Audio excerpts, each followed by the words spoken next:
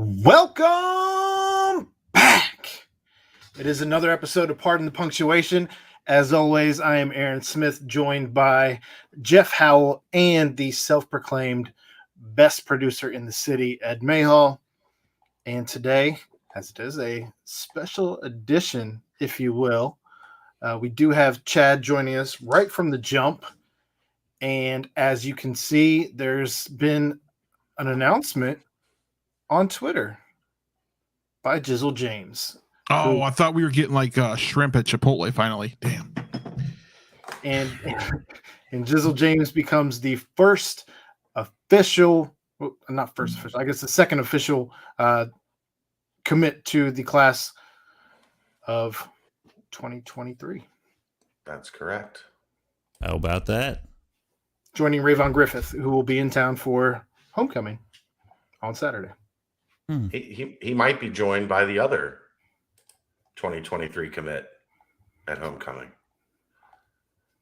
Just saying. Who knows? Who knows? We don't know anything. I know lots of things. My guy hasn't told me yet. I'm your guy, Ed. I know. You haven't told me yet. Is it really weird starting a show without intro music? Like, how did you? I'm not comfortable right now. Yeah, I'm not comfortable right now either. I mean, we start every show that we do on the BCJ network other than this one. Right. Yeah, it feels weird though. Intro music. But there it is. Jizzle James the Bearcats. I thought it was Go on. Go on. Thought it was just a courtesy. I was told it was a courtesy, They all are. They're all They all courtesies. are. Just a courtesy. Just a courtesy. Just like, oh, we'll make you feel better. I'll say you're in my top 3. The shout out to Coach Wes Miller, right? I mean, year number 2. And we got a 4-star recruit out of Jizzle James. He's putting together a pretty good 23 season. I'm pretty jacked. Yeah, I mean, just 2 guys in the top 75 in the nation. No big deal. No biggie at all. And both of them sniffing top 50. Like right on the cusp of top 50. So yeah, it's thanks, Tom, for the comment there. I'm not reading that. It's gonna be. I mean, well, he wrote so much. Oh, yeah. Mm-hmm. Yeah, I'm buying the jersey. I mean, I would. How could you not? I mean, he has the NIL Jizzle on the back.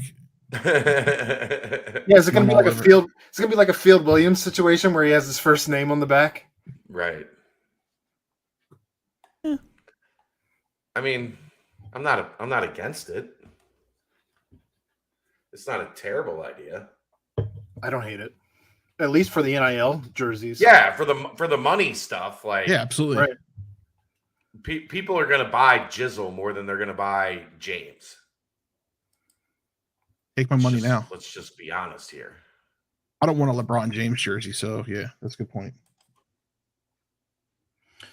So he does pick Cincinnati over LSU and Georgia. Obviously, there are some ties to Georgia, as Chad has covered at length, as they essentially were the staff from Florida that were recruiting him initially when they were at Florida before they moved on to Georgia. I mean, that's the biggest thing to take of this is like they went toe to toe with a coaching staff that had a deeper connection, a deeper relationship, that had been building that relationship for a considerably longer amount of time.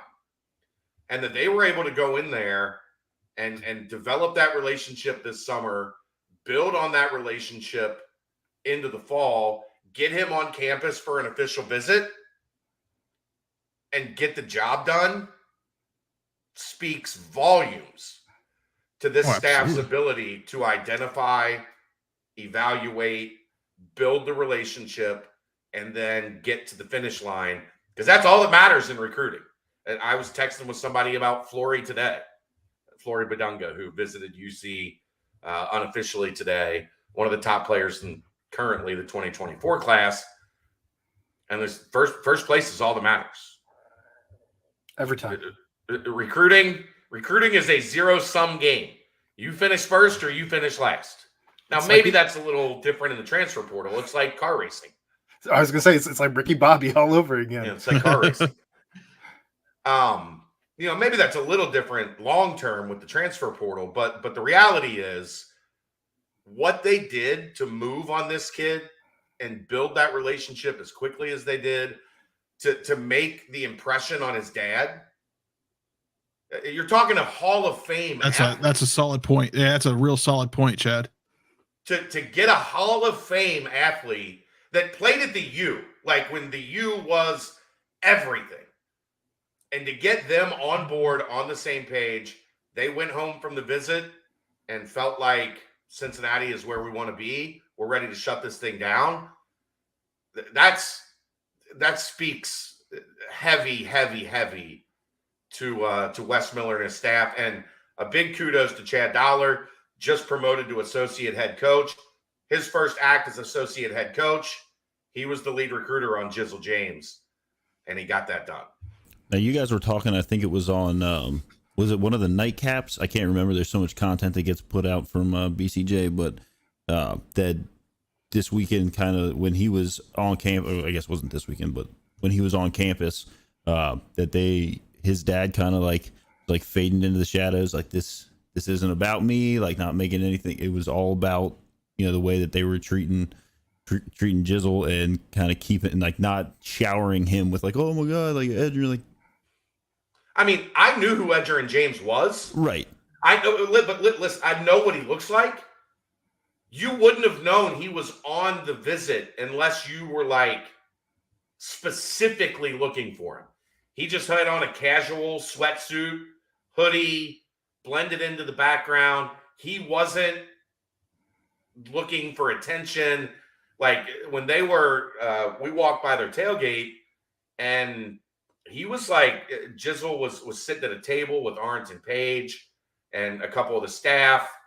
Like his dad was kind of off to the side and just minding his own business, not really, glad handing, or you know how people are when they want to be the center of attention. Right. That was not Edge at all. He was perfectly cool with like, this is my son's deal. This is his decision to make. These are his relationships to build. Like, obviously he's going to have some influence and have like a voice, but you wouldn't have known. And a lot of people didn't know that were even around that was his dad that was hanging out. So I was really impressed by, the way his dad kind of conducted himself and handled himself through the process.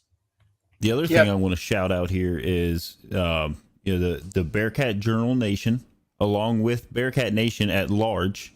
Obviously, the heavy lifting was done by the coaches and the staff and all of that.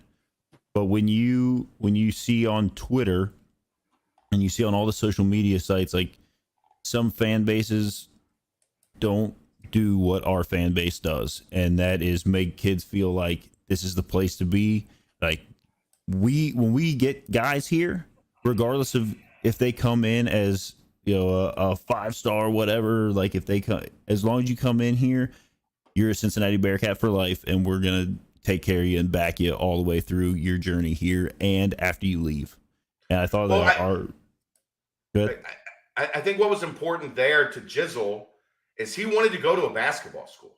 Like he wanted to go to a place that basketball is really, really important.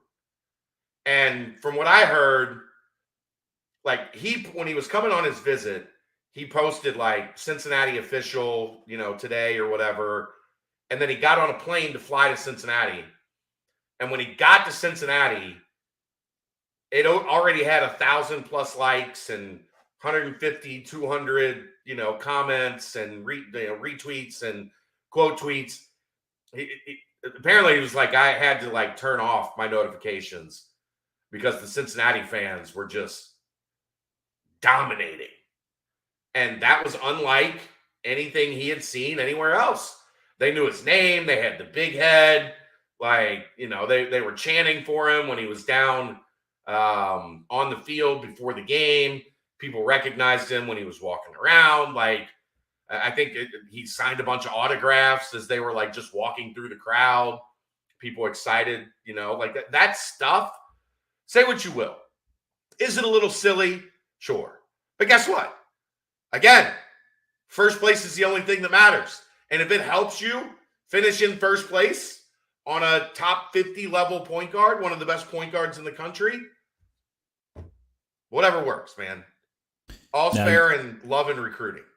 Now, for the folks that haven't had a chance to be around on the AAU circuit or anything like that, like you've been, Chad. I have been. That's what I do in the spring and summer. What are some of the big things in his game that stick out to you that will kind of flow very well in Wes Miller's scheme? He's a Bearcat. He's tough. He's physical. He plays really, really hard at all times. He's a guy you want to play with. Like when you watch him play, that's what jumps out at me. He is a guy you want to be on your team. Just because he does things the right way. He's a good passer. He's cognizant of getting his teammates involved. He's got a deadly mid-range game. He's working on expanding that out to 3-point range. I think some of that, like if you look at his release, it's really good. If you look at his rotation on the mid-range game, the ball comes out of his hands the way it's supposed to. So there's a lot to like about his game, especially Wes Miller is a defense-first guy. He wants to pressure. He wants to get in you. He wants to get after you. That's Jizzle James. He's going to be a guy. He's 6'1". He's got good length. He can play underneath the ball. And by that, I mean, like, when a point guard has the ball, the way you pressure is to play up underneath. Like how Villanova's played for years and years and years and years. They make dribbling difficult. And if you can't dribble as a point guard because the opponent is that distractive and disruptive. I don't think distractive's a word. I'll look it up. It got the point across. I think I just made that up. If he's that disruptive, it makes offense really, really difficult. And that's the type of things he can do. If you look at his frame, he's already college ready. He's kind of built like a running back, where he's got those thick thighs and strong core. And he kind of plays like a running back. He gets to the paint whenever he wants.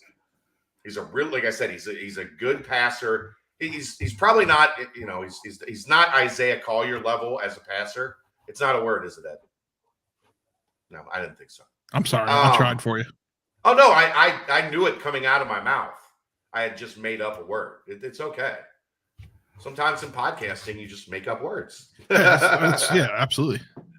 But he's a point guard. Like he's what you want in a point guard. He's physical. He's athletic. He's tough. He knows how to play the game. He understands the game really well. He's got great pedigree. There are statistics out there. If you look like in the pros, how many of those guys are sons of former high-level athletes, and the numbers are astronomical. So he has that background, that pedigree. I think it's a great fit. From the first time I watched him, I said, this guy is what Cincinnati basketball is all about. If you're serious about returning Cincinnati basketball to toughness and forcing your will, imposing your will on the opponent, this is a guy at point guard that you can do that with over the next 2, 3, 4 years. So it's a fantastic get. A couple things I want to bring up real quick.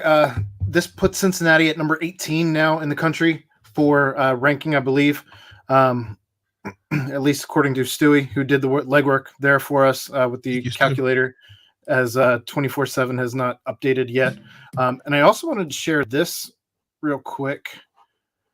It seems that this guy here, Drew Adams, has been tweeting things out that have to do with the movement and Wes Miller and Jizzle James. So That's weird. I just thought that was of note that I saw. There was rumblings that there was a guy named Drew Adams in the building today. I don't know. Just strange. rumblings. I don't know. It's weird. Just thought I'd point that out, especially as we're at the largest live stream that Pardon the Punctuation has ever had, and that even Bearcat Journal we're up there with some of our best numbers right now. So, okay, real quick, I'm stupid. I'll just go ahead and say it. Who's Drew Adams? We'll fill you in later. Gotcha. Thank you. I see he's a girl dad though. He seems like a good guy. He's somebody with maybe he's got a vested interest in the program. I know what it is, Aaron. He grew up with he's friends with Mike Roberts. He's known Mike Roberts for a long time. So he's supporting his friend Mike. Sure. Oh, that makes sense. I like when friends support friends. He's good. Sounds like a good guy. Yeah. Yeah. Colin, only at 720p because it helps for the upload to only be at 720p. I don't know. We had to mess around with some different things. My settings aren't as they normally are. I don't know what's going on tonight. Are we on 720p? I don't know. There's a lot of moving parts, man. So we had some like virtual camera action that was like backfeeding some audio. It is what it is. Okay. Doug Smith on Twitter did post that earlier, assuming Griffith and James ultimately sign. It's the first time since 2008 that the Bearcats have gotten 2 top 10 players at their position in the same recruiting class per 247. Yancey was the number 8 power forward, and Cash was the number 8 point guard. Yeah. I love that those guys played on some good teams. I love that Tony referenced our nightcap the other night, Chad, calling him Coach X. Coach X. I love Jason. That was Jeff Goodman who referenced him as Coach X. I love Jason's comment down here. Is it Jizz for short? Can we just ask Dan Hoard to call him Jizz? No, you don't need. Probably not going to happen. I'm not asking Dan to do that. It's probably not going to happen. Colin did donate $5 and said, "Let's go, Jizzy in the hizzy." But then he said he's going to take it back. $5 back because Aaron put it in 720p. Put anything. I had nothing to do with the setup of this. I think actually you can change that. I'm working on it right now. Okay. I mean, I think the viewer can change it in their settings, the little scroll wheel on their feed. I think they can change it as well. Nice. So what you're saying here is that Jizzle James sets up very well to take the Bearcats into the Big 12 and that he's able to compete at that level. Absolutely. He also, I mean, he's a guy that I think, Isaiah Collier has talked a lot about wanting to play with really talented guys. Guess what? Jizzle James is a really talented guy. And, that would potentially take some of the pressure, if you're getting a point guard that wants the ball in his hands, but also maybe wants not to just be like the sole focus of every dribble taken. There's a lot of teams right now playing with 2 point guards. It's kind of, one of the new trendy things in basketball is 2 point guards, 2 jump, one of them has to be a little bigger, which Collier is at 6'5". 2 point guards, and then a couple, small forward, combo forward type guys in a center. And all of a sudden you look a lot like Baylor that won a national championship. You look a lot like Kansas. You look a lot like teams that have recently had a lot of success in the Big 12, which is the best conference in the country right now. So real quick, my wife is down here. Hey, Michelle, do you mind if I get a jersey that says Jizzle on the back of it? No? I don't think she minds. We're good. There you go. Goodness. This is a combo podcast. It's live both on the PTP YouTube channel as well as Bearcat Journal. There's so If many. you don't follow either of the YouTubes there, if you're not subscribed to it, it is free. Subscribe to both of them. Like, and, subscribe, comment, tell us how all the good awesome we things. are. Right. All the things. I don't think Aaron's angry. No, I don't ever know what he's doing over there. Oh, wait, one. Oh, 720 is P right now. I'm glad we have a real producer on the case. Thank you, Ed. Hey, you're very welcome, Colin. You're very welcome. I had it at 480 before. Yeah, that's why I bumped it back to 720. No, I had my settings were at 480 for my camera. But I'm not even on. I think I'm on Mozilla right now. Normally I use Microsoft Edge, so everything's again helter skelter tonight. So, can we just appreciate the fact we got two coaches that are just the definition of a perfect fit for Cincinnati? We've talked at length about that, Hunter. Like Chad and I have made reference to, we're going to look back at this time in Cincinnati as the golden years. A low point in the program. Yeah. I there's some reality to that though, man. Like I can tell you this from my experience. I've never experienced two more normal guys in coaching than Wes and Luke. Like they're both ultra competitive. They're both everything you want. But I mean, Aaron has experienced this with having these guys like on our shows, like dealing with these guys, like if you're around at a practice or whatever the case may be. They're awesome, Aaron. Are they not? Like they're not too big. Like they don't think of themselves in those terms. They just see themselves as normal guys that happen to coach sports, and it's refreshing. Like it's incredible to deal with because they're not neurotic. They're not assholes. They're not egomaniacs. They're just one of us, so to speak, that happen to be elite at this job. And I think that's what resonates. One of the things that resonates loudly with recruits when they get to meet these guys and get to know these guys. Yeah, I'm still terrified of Fick. Even in pressers where he's not even allowed to be mean, really. Stop asking about flying helmets. I mean, that was 1 week only, Ed. Keep up. If you watched a football game, you'd know. But I watched it today. He tried to start shit with me today. Fick, yeah. Luke, yeah. In the presser. As he said, I don't have to move on. Chad told Fickle said he didn't want to talk about the Tulsa game. He'd already moved on. And Chad's like, I'm going to ask you a question about Tulsa. I haven't moved on. You might have moved on. I haven't moved on. Mick wasn't an asshole. Well, Mick was awesome to me. Like, let me be very clear about something, and I'll turn my camera back on real quick. None of this would be possible if it wasn't for Mick Cronin trusting me. Like, that is where all of this was built. That's where it's where my credibility came from. Remember back in those days, Tim was covering football. My job was just covering basketball.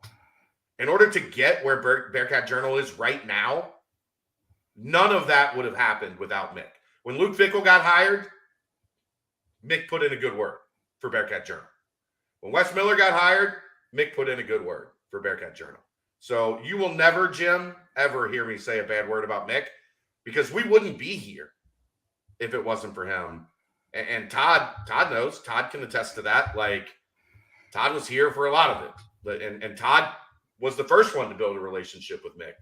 As we became, in the very, very beginning, 2006, 2007, there was a scout site, there was a rival site. We were the basketball site. The scout site was the football site. And all of this is because we developed a trust with Mick. So you won't hear me say a bad thing about Mick. John, I think John just got in over the death of his dad, the pandemic, like he got in over his head and it just snowballed. John's a good guy. I still text with John. I know there are reasons that a lot of people don't like him. I get it. I understand. I've had a almost 30-year friendship with the man. Dating back to Marshall. Yeah, we went to Marshall together in 1995. Ed. That's when we met. So, but I don't care about any of that. It's a great night because now the game is won in college at the college level, guards and wings. And Cincinnati has a top 50 level point guard and a top 50 level wing, a top 10 point guard in the class, a top 10 wing in the class. And that's how you win. That's how you get to the top of the sport. That's how you get high seeds in the NCAA tournament. That's how you advance to Sweet 16s, Elite Eights, and Final Fours, built around those things.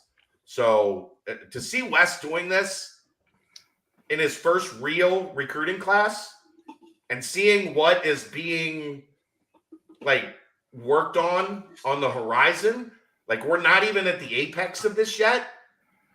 There's a lot of reason to be really, really excited about UC basketball right now. You could even say you could be fired up about I'm UC fired basketball. Up. This is where if there was an elite producer on this show, there would be a soundbite of Wes Miller saying I'm fired up. I'm not even sure he's at his computer currently. I have one on Technically, file. it is in Hold the on. intro, but we couldn't play that tonight. I think I have one on file. Well, that would have it'll be late now, but It'll be late. I got called out being late the other day, so it's now, fine. now when you break down recruiting all the way down to a very like basic and simple thing, which it's not, to be able to build a class to attract other top players, you've got to Arnton Page. So to be able Arnton to Page attract other, before you finish that thought, Arnton Page put his visit pics on Instagram 5 minutes ago, as in his Cincinnati visit pics. As in he that just kind of posted ties them. that kind of ties into what I'm I think it was getting a at. courtesy. I think it was a courtesy. Go To on. be able to draw in other high level players, they want to play with other high level players. So if you can, It's not. There used to be a thing where guys wanted to go and be the man. Like I want to go where I'm the highest, I'm the biggest dog. That's kind of gone away with like as we've seen the prep school scene really elevate, and then as we've seen things like the Nike EYBL, where they're essentially like an all-star team from each area around the country, each major area around the country. Guys are understanding. If you want to win at the EYBL level, if you want to win at the high prep school level, you better have 3, 4, 5 elite players with you. And guess what? That carries over even more so into college because you're competing with older dudes, guys that are 22, 21, 22 years old. So this idea of like guys are afraid to play with a boatload of talent, that's kind of gone out the window because the feeder system has changed, right? well, and then I mean, you can even break it down even further. Like a lot of these guys, like even though they're from different parts of the country, are playing together a lot more. Traveling. I mean, like look at Rayvon. Like Rayvon's in Arizona, right? Correct? And he's playing with a major 2024 target that just happens to be from the same AAU program as Jizzle James, an AAU program coached by a man named Steve Reese. Jeff, do you know Alicia Reese? I do. That's her brother, Steve Reese, that runs the Florida Rebels AAU program. It's all about making connections, Chad. Ironed up. Recruiting is 100% connections. Thanks, Ed. 6 minutes later. Jesus. So Ironed up. Why is it only doing ironed up? I don't. I tried to do that. stop it. I'll have better next week. This is also a little bit scary to see how we're gonna say Jizzle develops in the Monster Factory. Like that's a little bit frightening, because I think we've seen some of the transformations some of these guys have made, and he's already like pretty solid dude. So to see what he's able to turn into there With Rapo, yeah. And then obviously this, like, it's still all quiet on that front, right, Chad? That's correct. For what? How are we feeling about Collier committing? that's still in the air. All quiet. Sounds good. We talked about it last night a little bit. If I had gun to my head, I would guess USC, but that's not anything of substance. That's just me siding with recruiting where mom usually gets what mom wants. But in terms of like straight up information, he's done as good a job as any kid I've covered in 15 years of, keeping everybody guessing. Rayvon just commented, just put committed on Paige's new post. Or Instagram. Looks like Jason says that the pics on Paige's Instagram are awesome. Video of him watching Max Heel and older Bearcat bigs.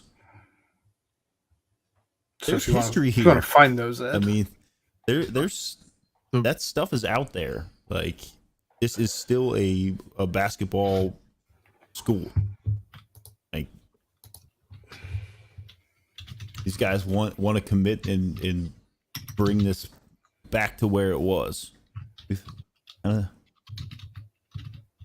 is this Arlington's? So here, for those of you listening, obviously everybody that's here can see this. Ed's pulling up Arlington Paige's just put Instagram. Committed. I mean, it just looked better. Ray is recruiting his ass off, man. Ain't he though? Oh, Good for him. Exactly. He there's guys he wants to play with, and he's going after him. But look at this. I mean, just look at like, I mean, there's like Bearcat, just random Bearcat accounts that are on there, like Bearcat coverage. Let's do it.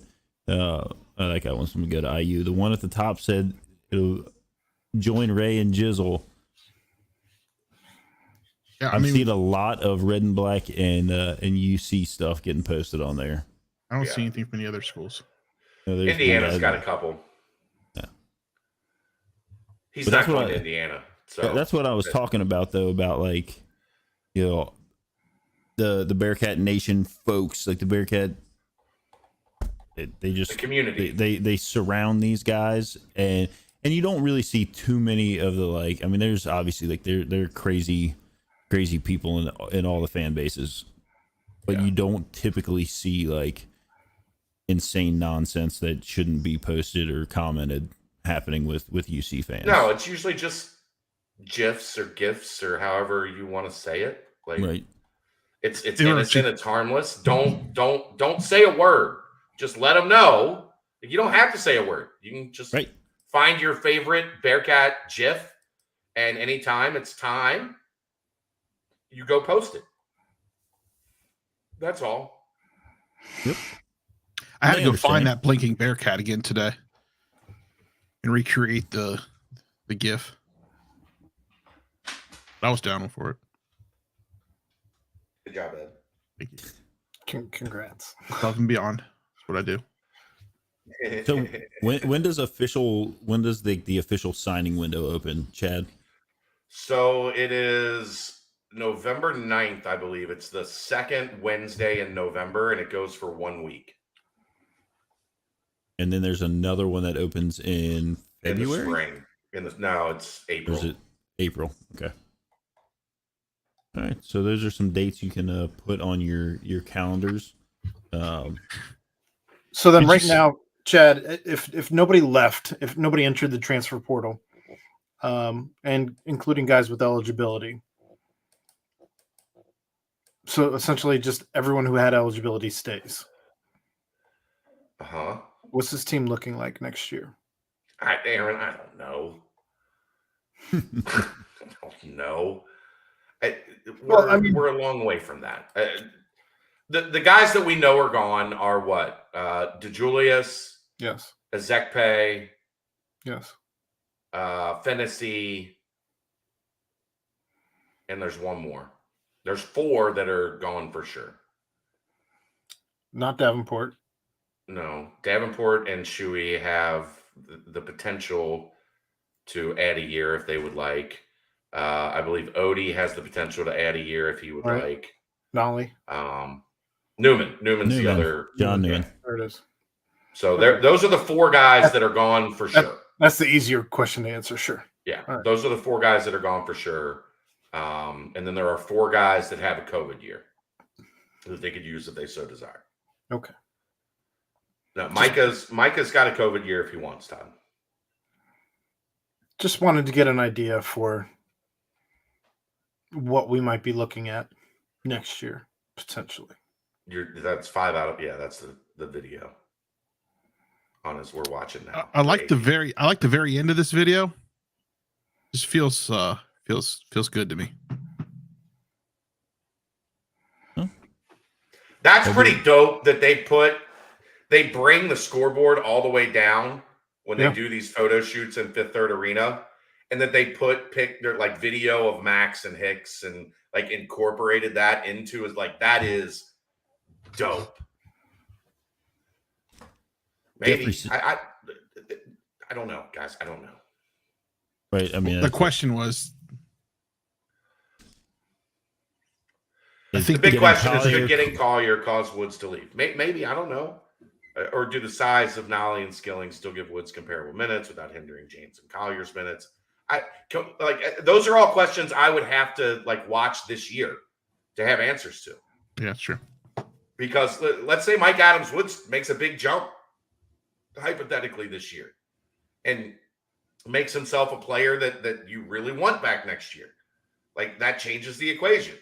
Like maybe he decides that it isn't for him. Maybe he struggles this year.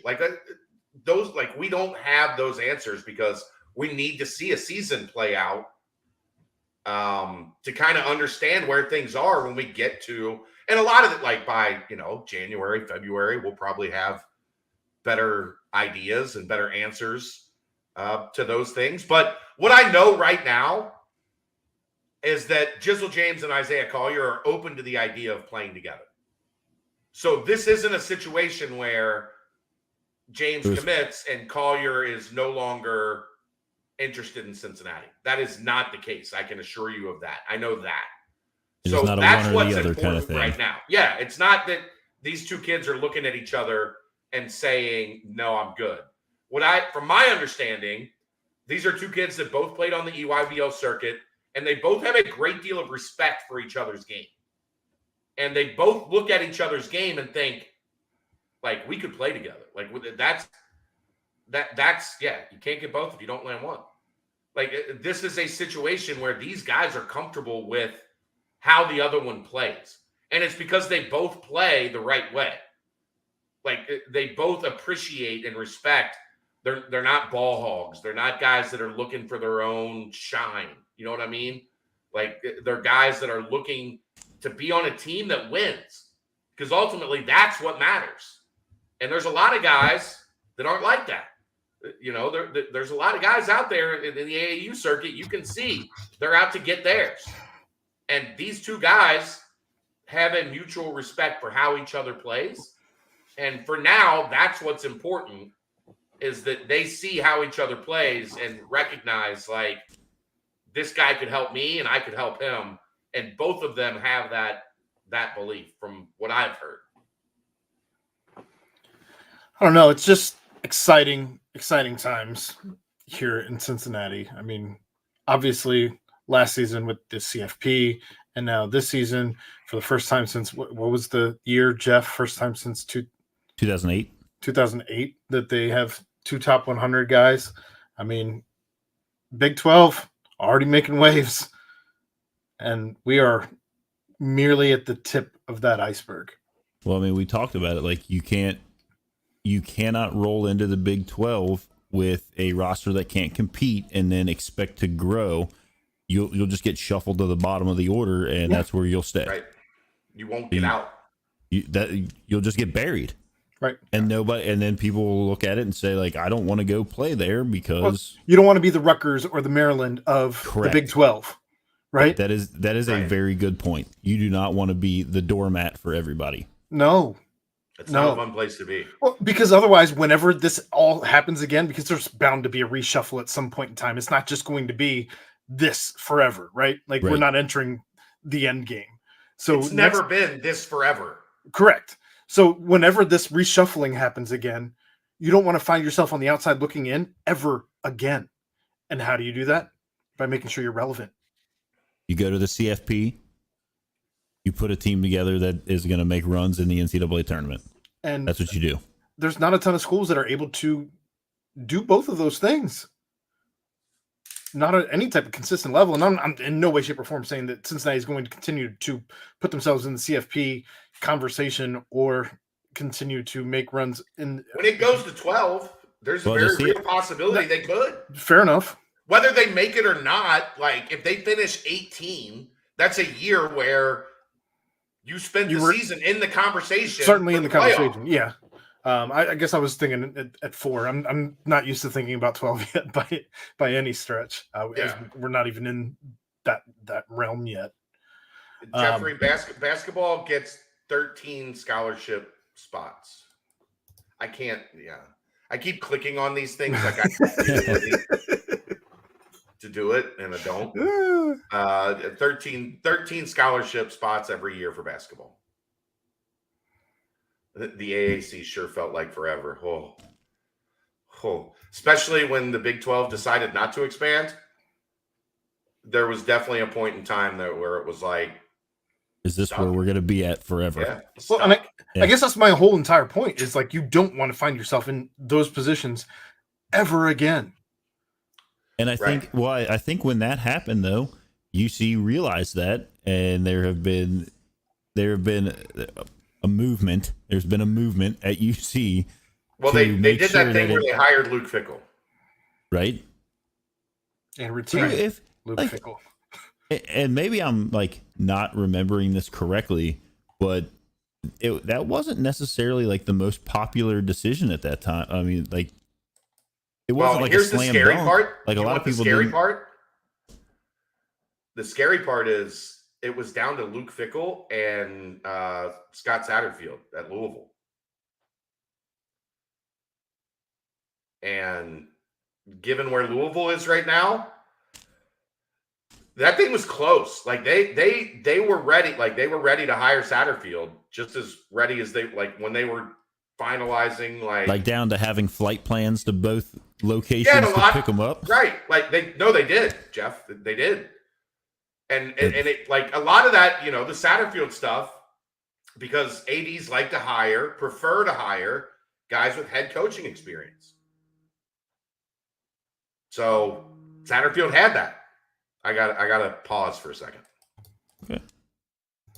About the only good thing, to Todd's point, that Bone did on his way out that was good for the school was hiring. Oh, I mean, he's certainly. Bone's certainly trying to make it very difficult for Cincinnati at this point in time, all the way from Southern California, moving forward. I mean, especially in regards to Isaiah Collier. Well, look, you it's better to be in the conversation for these guys. Like, for sure. Take a couple years ago. Do you think that we're sitting here live with 163 people watching us talk about like a 2-star guy that decided that he was going to come here and play? Jeff, I mean, if you were on Twitter today and we're scrolling for like an amount of, I don't know, longer than 10 minutes, you probably saw that Cincinnati has visits and has made connections with several other 4- and 5-star guys that we have not even talked about in this space. Like not just PTP, but in Bearcat Journal space. We have not even had conversations about these kids yet. Well, I think we brought it up. You brought it up maybe, I don't know, 2, 3 on one of the shows. It might have been PTP. It might have been one of the other ones. But having these guys, like there's whenever they're like, hey, we're talking about this kid. And he's like, I don't know, maybe 75 or maybe he's like 110. And guys are like, oh, yeah, like that's a cool name. But what about these guys? Like we're looking at top 10 guys. We're looking at like that.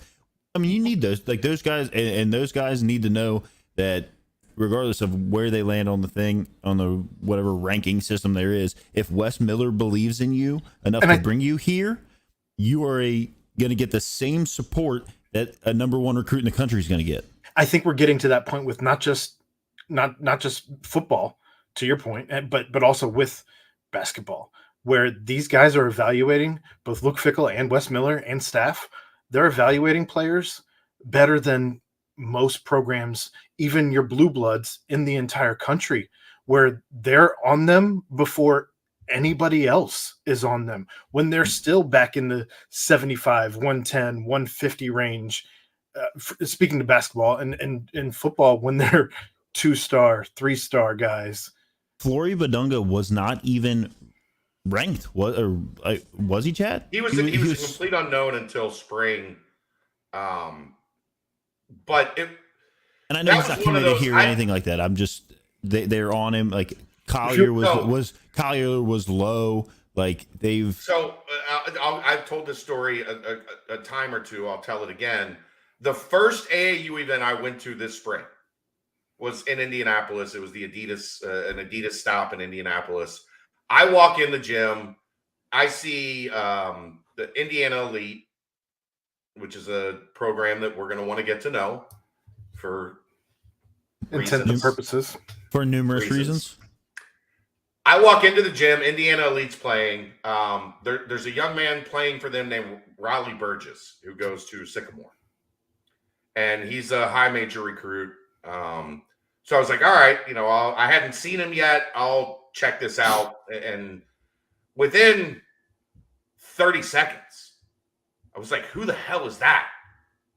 And it was Flory. He was blocking everything, dunking everything, running the floor, being aggressive, rebounding, throwing outlet passes, like just, things like that you want your big man to be really good at. And immediately I put on Twitter at the end of that game, it's really cool when you get to see a lottery pick that nobody knows. Like when you get to be first or close to first, I'm watching a kid that nobody's heard of. And he's only really played basketball for 18, 24 months, something like that? About a year and a half. We're getting close to that, 2-year frame, I guess. No, not even. It's about 18 months from when he got to the country, and went to Kokomo, Indiana, and then took them on a deep run in the state tournament.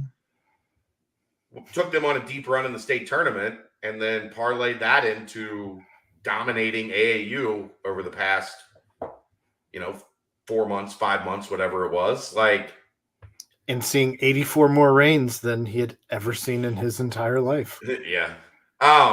But, Cincinnati was right there, front and center. And, it'll be like, Mick always used to say in the Big East, you are 1 week away from a 3-game losing streak. You are Saturday to Saturday from losing 3 in a row at any point in time. Yeah, but how exciting is that going to be when you have a team that's worth a shit? It's amazing. Right. Because every game, we're going to be doing a year from now, hopefully, we're going to be doing basketball watch parties at the Holy Grail on a Tuesday night, 9 p.m. tip-off, and the place is going to be full. Packed. Because it's going to be Cincinnati's, I won't be there for Cincinnati's first trip to Kansas because I'll be in Kansas? Yeah, I'll be in Lawrence.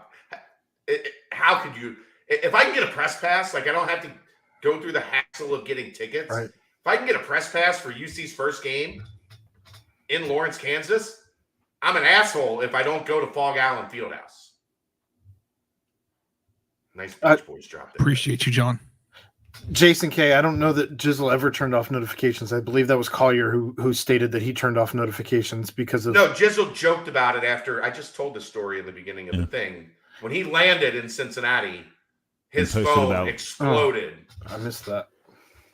When he was getting ready to get on the plane, he put Cincinnati official visit, whatever. Yeah. By the time he got to Cincinnati, he had 1,000 likes and 200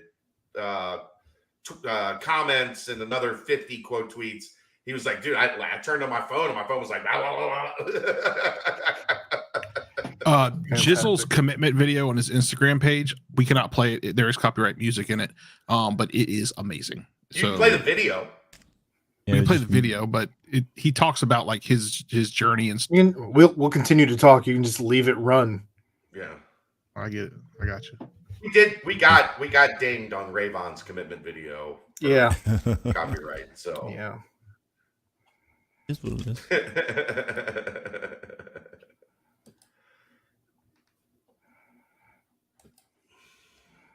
But if you happen to be listening to this in podcast form, then it's really we should keep talking. Yeah. Head over to Jizzle's Instagram and you can watch and listen. I mean, everybody's gonna have to go there to listen to it, but I love the comments on it.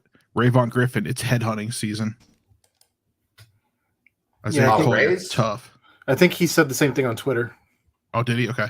Yeah, when he posted a picture of the two of them together in a graphic already. ooh, I retweeted it out. Yeah, I don't know. It's certainly unprecedented times because, I mean, back in 2008, if you go all the way back to then, that's what, 14 years ago? Yeah. Where you were at in your life at that point in time, Jeff, Ed, Chad. 2008. I just got married. I mean, I had just recently graduated. Yep. Kelly didn't have cancer. That was an awesome time. I mean, that's But it was a a good long time, time ago. And prior to that, I believe the last time they had done that was what, 2000? Where they had two top 100 kids? Yeah. And 2000, I mean, I know 99 technically, because they came in sure. 99. I was just starting high school in 99. Right. Yeah. Finishing eighth grade and going into high school. I'd been out of high school for 4 years, so I mean, but that's how, like, this is crazy that's the timelines here between 99, 08, and now. Can we talk John Cunningham for a second? Yeah. The balls on that man to like go outside the box, because Archie Miller was considered a layup, right? People wanted Eric Martin. There were ties to Ohio State for Eric Martin. Yeah, there were ties to Ohio State with Ryan Peden that wanted the job. People want Nick Van Exel. Yeah. And John Cunningham went through his process and said, I'm going to find the right guy. Well, he hired out as well for that process, correct? Not really. There wasn't a not like a search there party? wasn't a search firm that like there's different ways to do search firms. You can hire a search firm like as background to gather information and to like do your due diligence, help you with your due diligence, and then you head the search. That's kind of what Cunningham did. So there was a search firm, but it wasn't. There are times when, depending on how in bed with these search firms you are, they basically present you like, here is your hire, right? Like, you've hired us to do this. Here is, this is our number one guy that we need to get a promotion. We need you to hire him. Or you can hire him to do background and provide you with all the necessary information on different coaches. Todd, I don't know that Mick really knew Wes all that well at that point. That didn't really start until Wes reached out to Mick at the end of the process. And the question is, did Mick call John C. to put in the good word for Miller? I thought it was a fantastic question for those on the audio format only. I don't know that Mick and Wes were that connected then.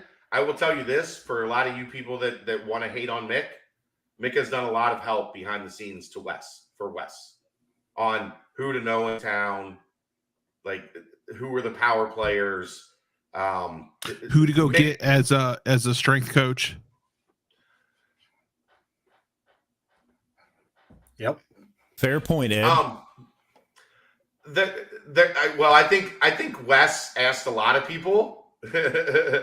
I think Wes asked a lot of people around town, who should I get as my strength coach? And everybody said, Mike Rayfelt. Well, can I do that? Can I make that happen? The answer was yes. So I think that was more like once things were far along in the process, Mick and Wes connected. And I think Mick has a lot of respect for Wes. I know Mick has a lot of respect for Wes.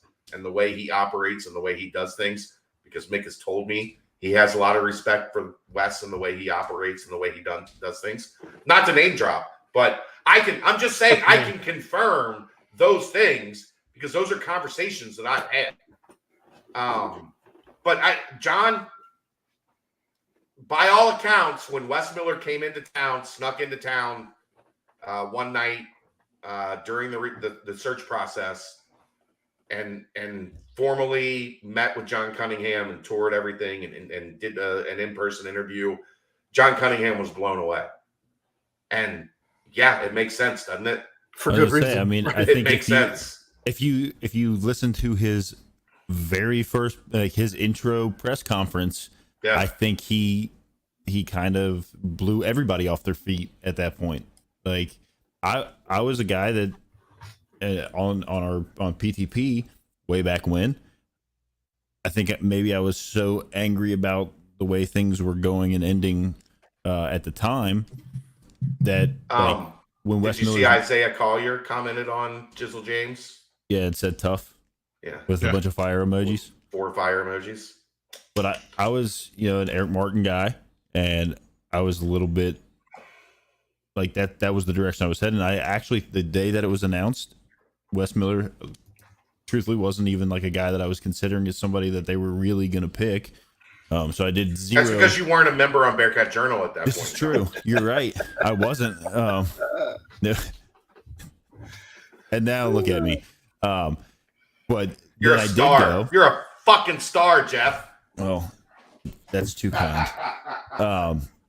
But I think actually on the show,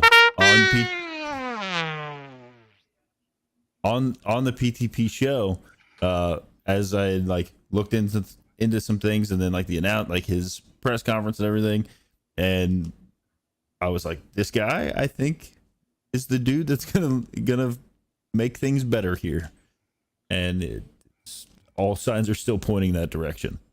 I agree. Like, if you guys remember, I went on a different podcast and said that I was pulling for Eric Martin, and when they announced Wes Miller, I didn't know who he was. Again, I was not a member of Bearcat Journal at that time. Actually, I think I was, but back then I had a really bad habit of not checking the boards ever. Color me shocked. Yeah, I know. But Wes has blown us away. I mean, he's not yelling at us, is he? I don't know. I think I'll mute him just to be on the safe side. Yeah, I'm not sure if he's on the phone or what's going on. But Dad, if you can hear us, we're sorry.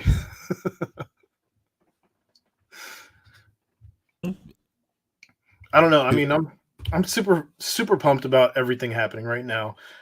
Basketball, football, I was going to actually ask Chad, and maybe I'll wait till he gets back, but with all the help,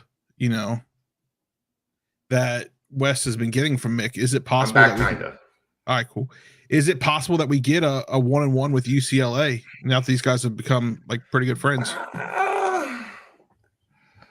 I guess I'll never say never. I know it didn't go over well for UCLA last time.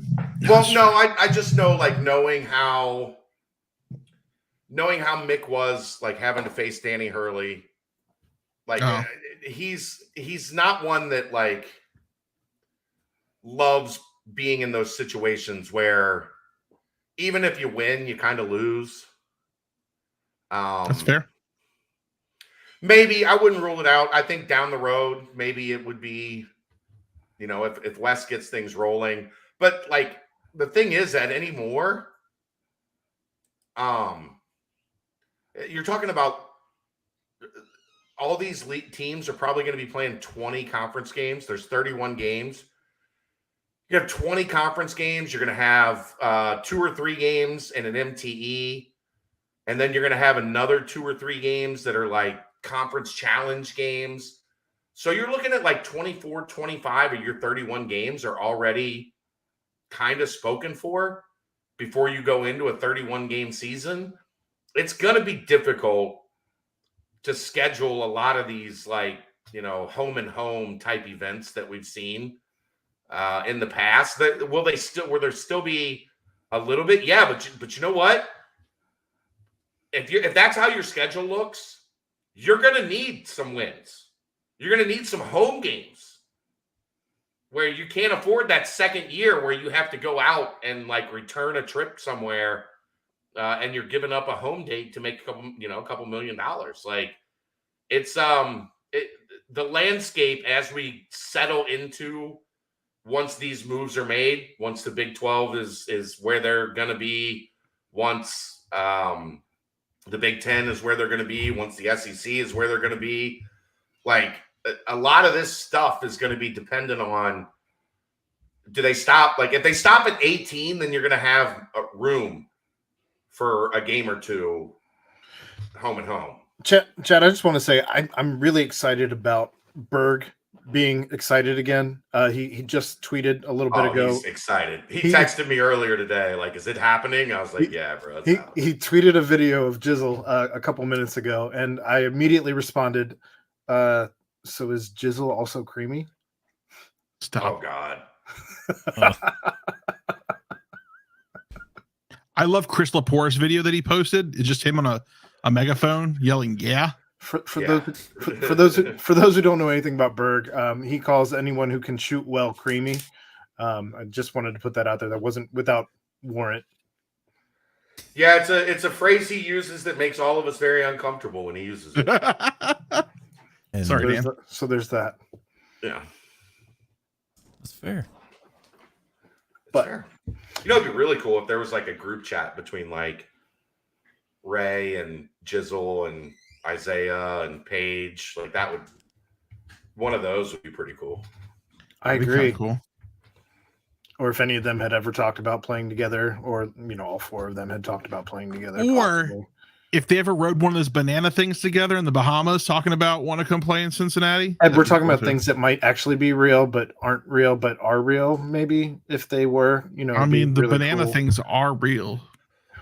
But if you want to get the best information about Bearcats and that kind of stuff, you can head over to bearcatjournal.com. And well, I'm gonna have to. member. I'm gonna have to bounce out here in a few for temporarily. I can come back. I know we've blown up the format. Like you guys have a new format for the show. That's all good. We This tossed week that one is- out the window. This week is good for all the doing reasons. that. Yeah. That's what happens. What have we peaked at, Aaron? 170. 170. Yeah. Woo! Okay. So, I like that. We're like currently floating in the 160 Eight. mid to high 160s. I am going to at some point here in the next probably 15 minutes or so have to excuse myself for a little bit to go record a nightcap. A nightcap, right? Without Aaron. I will be joined by Steve Reese. Steve Reese is a Cincinnati native. He is the coach of the Florida Rebels AAU program. He was he accompanied Jizzle James on his visit to Cincinnati. His family is kind of legendary in Cincinnati politics. He has a lot of ties to the city. He has a really talented 2025 son that is a point guard as well. But I am going to record a nightcap with Steve Reese here in a little bit, just to give you guys even more coverage of the Jizzle James commitment. Contente. that's good. Bearcat 12 once more. That's what we're here for. Look, there's nobody in this damn market producing as much content as Bearcat Journal is right now. Christ almighty. Aaron, as executive producer, as self-proclaimed executive producer. Yeah. Aaron is well aware because sometimes I just hit him like, hey, I'm thinking about doing something different this week. And he's like, champ. Now that nightcap is going to go live later, right? Like it'll go After the show. get posted later. Posted later. Yeah, we're not going to go live. We're going to record. Right. And then it'll get posted later and then I'll come back. Yeah. If we're still rolling along, we might still be rolling along then. I know you're interested in coming back mostly for the after show. The after show. Well, I'll be here for the after show. It's my favorite. It's my favorite thing of the week. The PTP after show. But again, this is a combo. Like we're doing this on the Part and Punctuation channel on YouTube.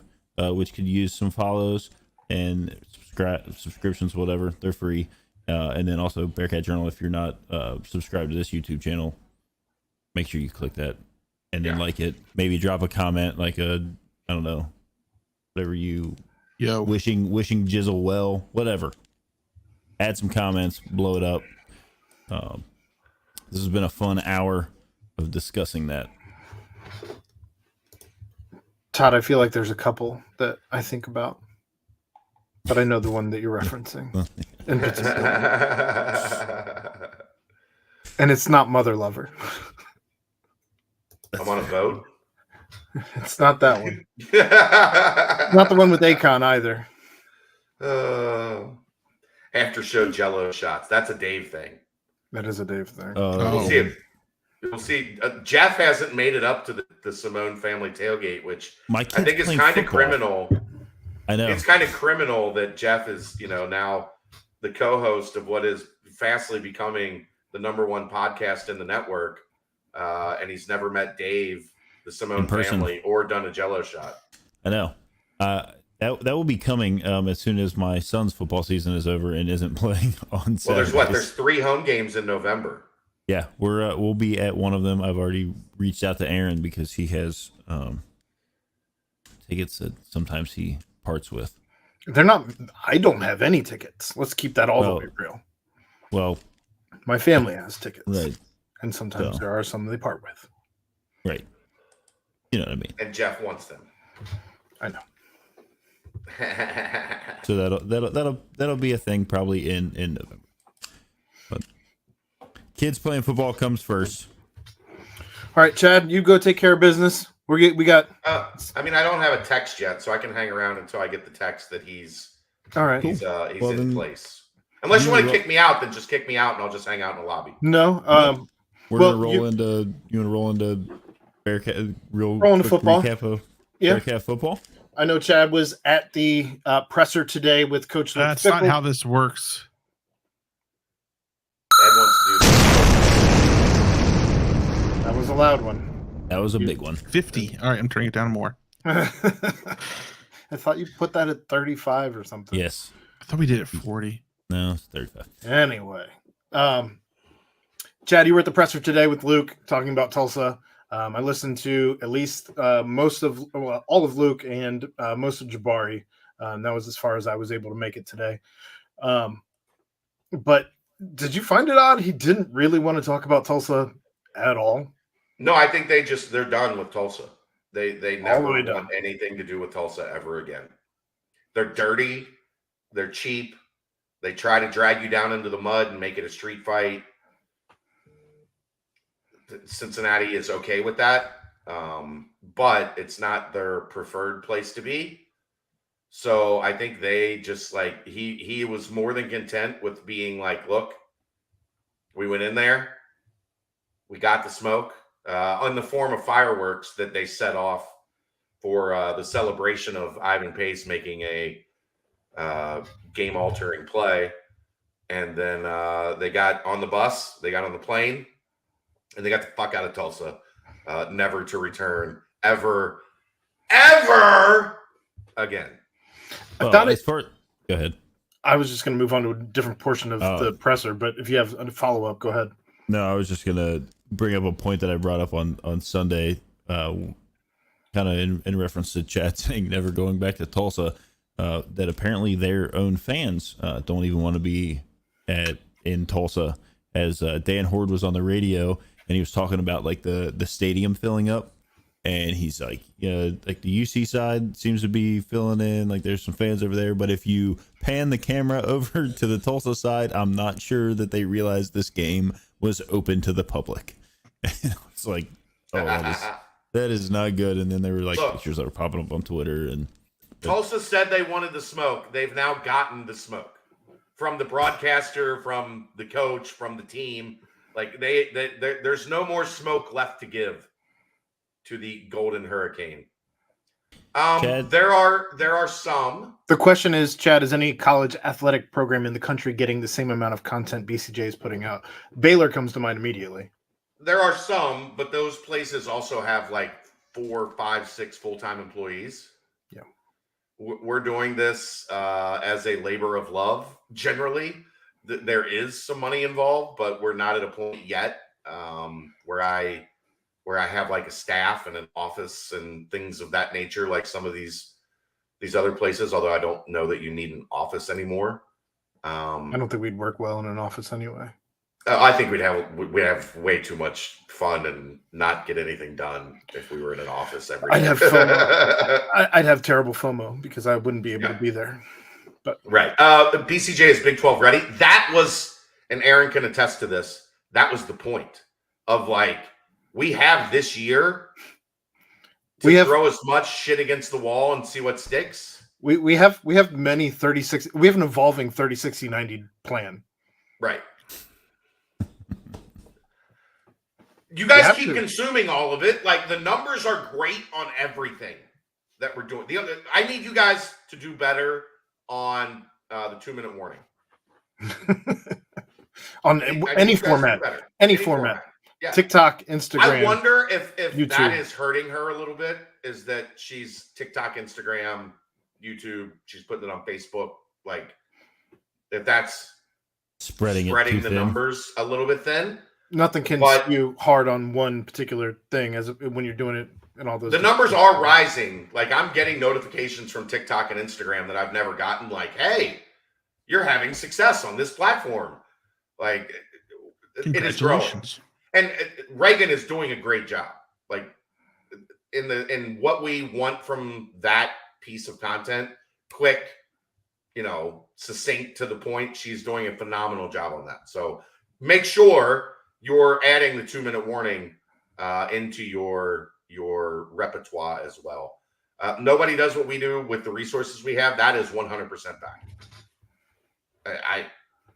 I don't know of anywhere that's doing it the way that we're doing it and still producing not only all of the written content, but adding the audio content, the video content, the social media stuff, like all of Dave's like stats and facts and numbers and stuff that he's putting on the BCJ Champagne Dreams Twitter on page. Champagne Dreams on a Busch Light budget. Yeah, we are killing it right now, and I'm more proud of this team than I've ever been because you guys are getting what we always felt like when Aaron and I would talk. He was entering into this role when we were creating this role for him. There's a lot of stuff we can do. Like there's a lot of ability to grow this thing even bigger than we ever could have imagined. And it's happening right in front of our eyes. This audio video stuff is growing at 10 times the speed that Bearcat Journal grew. Like I'll tell you that right now.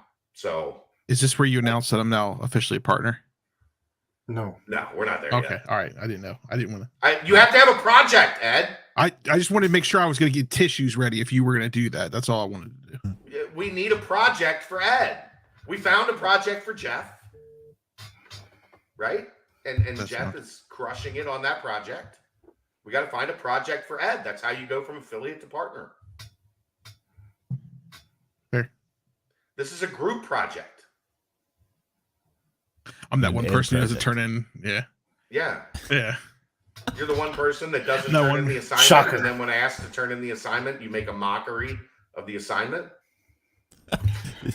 Bearcat 12, we've talked about this many, many times. Big 12 was a bigger blessing for BCJ than UC Athletics. I mean, it kind of goes hand in hand. I don't know that it was. We're not even there yet. We are feeling the love from the Big 12 already. We're not even there yet. Let's not get I can't even imagine what's going to happen when we get there. And there's real skin in the game like every week. Need a project for Tonk. Hey Tonk, when you can eat a whole pint of ice cream, then we'll talk about getting you a project. Tonk, DM me a 30, 60, 90 plan with what it is that you want a project of, and we'll see if it makes it to Chad. Travis asked, Chad, is there a situation where UC takes 6 players in the 2023 class, including 2 bigs? Are we counting transfers? Like it's impossible to know because they're at 13. 4 are leaving. So there's room for 4 right now. If 2 of the other guys in that 4 that have a super senior year decide to move on, it's possible that they go 6. If there's there's ways to get there, but again, we are so far away from understanding what that looks like, because you have to see the season play out to understand where the puzzle pieces change, what puzzle pieces maybe didn't fit, and you got to trade that out for a new puzzle piece. Like that's how things work now. Do I think there's a place for a center and a power forward? Yeah. Do they take both Flory and Samto if they reclassify? I think that would be difficult, because those are both fives, and you already have Sage, who they've been really, really impressed with. You will have Vic going into his upperclassman years. There's a potential for Odie to come back. Do I see them taking 2 5s in this class? I think would be difficult.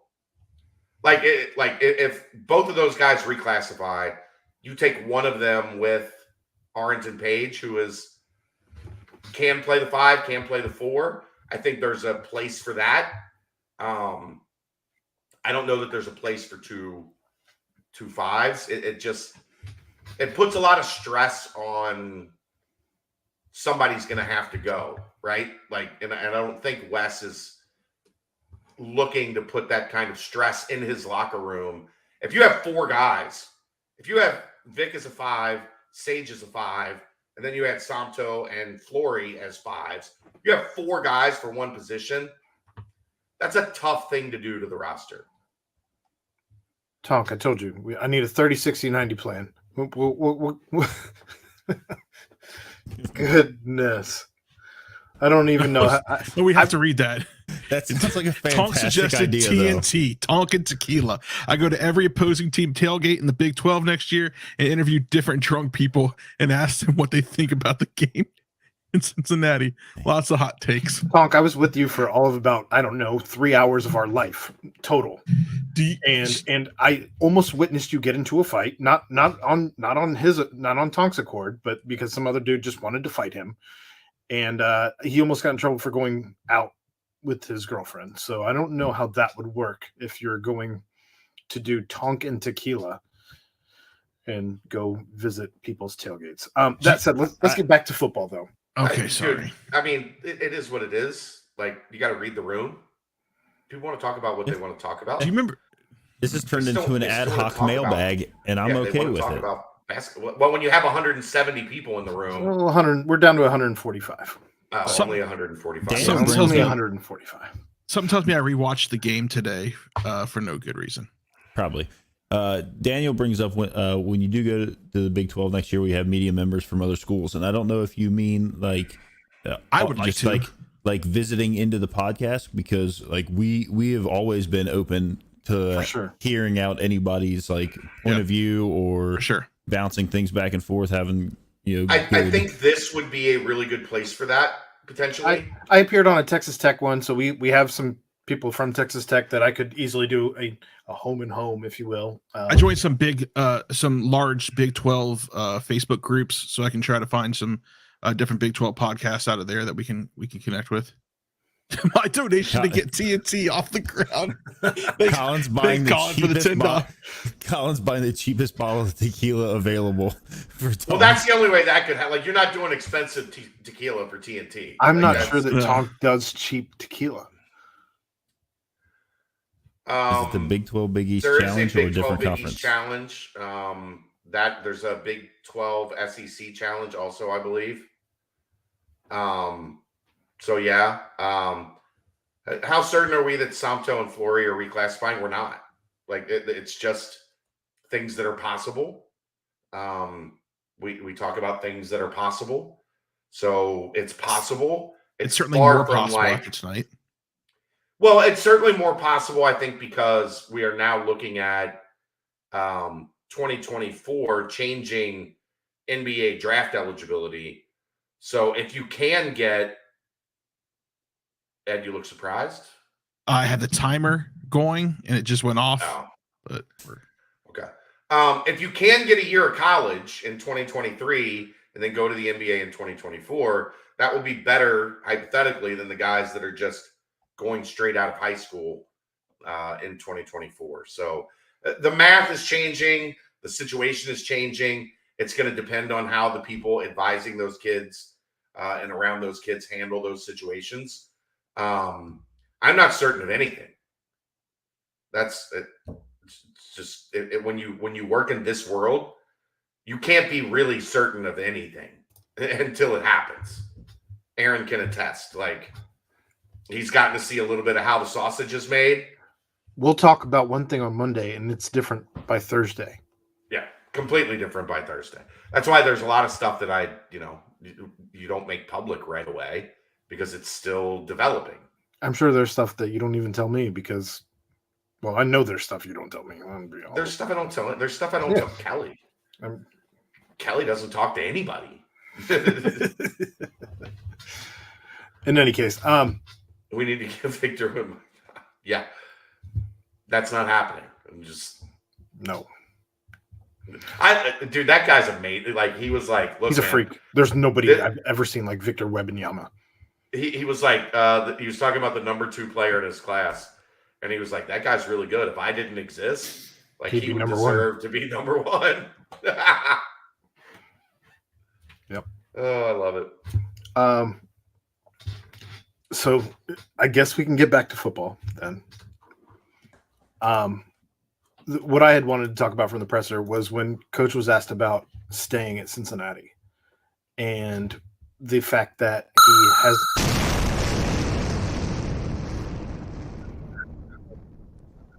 I can't hear you. The sound was finishing. So Better. It wasn't absurd. That's our format. Sorry to the people who are just joining PTP for the first time. I didn't really mean that. Was just a joke. Go ahead. I get it. Tonight's all thrown off. It is that. But he talked about the fact that he's, staying, and it was asked about the other coaches, that are the teams that have started firing coaches around the collegiate landscape right now, and what kind of effect that's had on the players over the course of these 6 years now. And I was just kind of astounded. Like, he's clearly thought about it. Sure. How could you not? Yeah. As you see, Scott Frost get fired from his alma mater, as that came up, and you see Colorado this week fired their coach, and I believe they're winless still. They're the worst, Power 5 team right now. Colorado and Colorado State, yeah. Colorado State's not Power 5. In terms of teams in a major conference, yeah, they're the worst. They're so bad. They're the only team that hasn't won a game. Right. Well, it's one thing to not win a game. It's another thing to just be dreadful. They are dreadful. Not where you want to be. Tonka, that's where we put the kids, like crayons and coloring books and stuff. That's all that's back there. But I don't know, just the way that he thought about that question and reflected on that question, just clearly it means a lot to him, not just to stay at Cincinnati, but to what it means to the kids to have that type of just longevity of coaching, and to know the difference that he's making for these kids in their collegiate careers with regards to not rocking the boat and ending up with a new coach next year because he decided to leave. If he leaves Cincinnati, clearly it's going to be on his terms, not at least at this point. I can't imagine a scenario where Cincinnati fires him. Never, ever. Even in Big 12, I think you'd have to pile together a couple of less than 5-win seasons in the Big 12 for them to be like, let's look at this, coach. Right.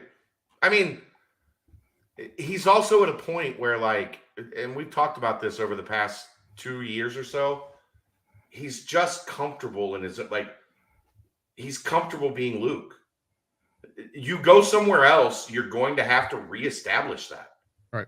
You're going to have to learn the lay of the land, learn the donors, learn who the power players are, who you can, have a little fun with and who you can't. And as you bring that up, though, like that's another thing that you have to deal with in other places is the power players having too much power compared to the coach, where I don't think you run into that so much in Cincinnati as you do in some other players or other you can places. I'm sorry. You can. The thing I would say about Luke is I don't think that would matter much anywhere he went because of who he is. Like, I think boosters want to be coddled to an extent. They also want to feel like they're dealing with somebody that's genuine. And Luke erases any doubt about that almost the minute that you meet him. So I think he would I think he would be able to handle that because of his personality and who he is. Until you have somebody throwing dumb money in a Texas situation or... Yeah, but he's smart enough to navigate the waters. Navigate the waters, Yeah, he's not going to align himself against somebody that's like a major power player in that situation. I don't just really interesting to me. No, I get what you're saying, but I'm just saying, we talk about his personality so much. I think it's fair to say he's somebody that, because of who he is, no matter what the situation, I think he would be able to navigate through it. If that, I guess in my head at this point, I wouldn't be surprised if the job he had after Cincinnati isn't an NFL job as opposed to another collegiate job. That's a fair point, Aaron. Very fair point, Aaron. I don't know that he comes off as a guy that would really want to go to the NFL necessarily, but he wants to impact 18 to 22-year-olds. I don't think. I think my larger point is I don't know that he's leaving Cincinnati anytime soon for anywhere. I agree with that. I know he's listened to the NFL. I know the NFL is called. Browns. No, Eagles. Would have gone into a pretty damn good situation looking at where the Eagles are right now. A solid point as well. Nice little Bearcat reunion there. Nice little nugget drop there. That's never come up anywhere else. Yeah, wasn't expecting that. I mean, they were interested. I don't know that it went very far, but they reached out. I think that some Eagles people have put that out, that he was a name that was... I haven't heard or seen that anywhere, but... of interest to them. Intriguing. Maybe send a message into the... They do love some Bearcats out Heights there. podcast. I always thought maybe Vrabel or somebody would have But Vrabel is a guy that wants to deal with men. That's... No, I mean, I didn't know if maybe Vrabel reached out at some point as far as bringing him to DC. That's where that's kind of where I would expect maybe an NFL route to be. Working for Vrabel? I don't think he's going to go anywhere. I mean, I don't think he would. I don't think he. You know what I mean? That would kind of be. I don't know what you mean. Okay, you don't know what I mean. What I'm saying is his ticket into the NFL there, if there was no other successful. Right, would be moving into possibly as a coordinator there and then moving. But I don't think he wants to go to the NFL, period. So as a retirement gig going in as a defensive coordinator is what I'm saying. 20 years from now. Yeah. Okay.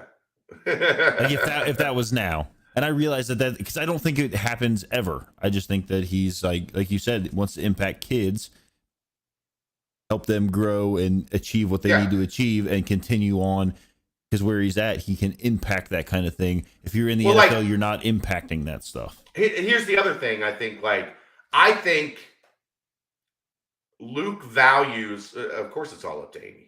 I was about to say that same thing. If you've ever met Amy, you understand why. She's an amazing, incredible human being. I think Luke places she's scary. An incredible. Yeah, she's intimidating. If you don't if you don't know her, she runs a multi-million-dollar corporation. When she's in the corner of the room, I'm minding all of my P's and Q's. She works for corporate. No, she just the is Luke in Corporation. Right. She's in the right press as I started conference. saying it, I was like, okay, I got you. I think Luke really values Brady. And in the NFL, you don't like the strength guy in the NFL isn't what it is in college. It's a completely different position. Tell Luther's dad that. He did not understand that. He learned.